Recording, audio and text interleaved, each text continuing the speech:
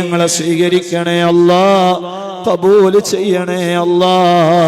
പരിശുദ്ധമായ 29-ാം രാവിലെ അല്ലാഹുവേ വൈകുന്നേരം അസ്ർ നിസ്കാരത്തിന് ശേഷം തുടങ്ങിയ പരിപാടിയ ഇസ്മാഉൽ അസ്ലം പരിശുദ്ധരായ ബദരീങ്ങളുടെ മൗലിദ് ഞങ്ങൾ ഓതി, ഖുതുബിയത്തിന്റെ വരികൾ ഞങ്ങൾ ചൊല്ലി.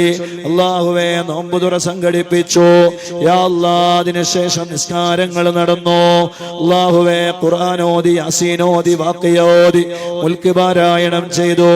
അല്ലാഹുവേ സ്വലാത്ത് ചൊല്ലി, ദിക്ർ ചൊല്ലി, അദ്ദാദ് ചൊല്ലി, ഇസ്മാഉൽ ഹുസ്ന ചൊല്ലി, തൗബ ചെയ്തു യാ അല്ലാഹ്.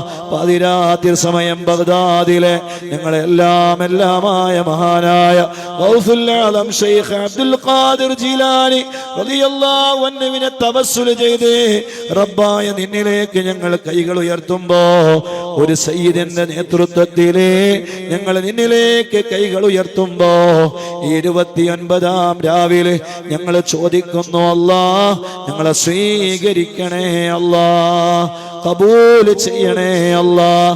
നീറുന്ന നിരവധി പ്രശ്നങ്ങളുമായി ഞങ്ങളെ ഈ മജ്ലിസിൽ വെച്ചൊന്ന് ദുആ ചെയ്യണോ.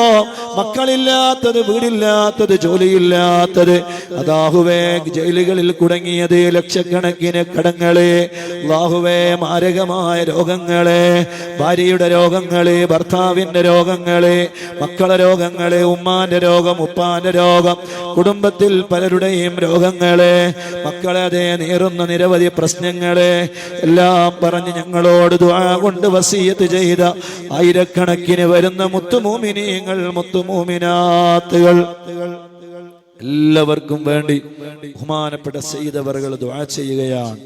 അല്ലാഹുവേ ഞങ്ങളെ നീ ഖബൂൽ ചെയ്യണേ അല്ലാഹ്. എല്ലാവരും ഇരിക്കണം.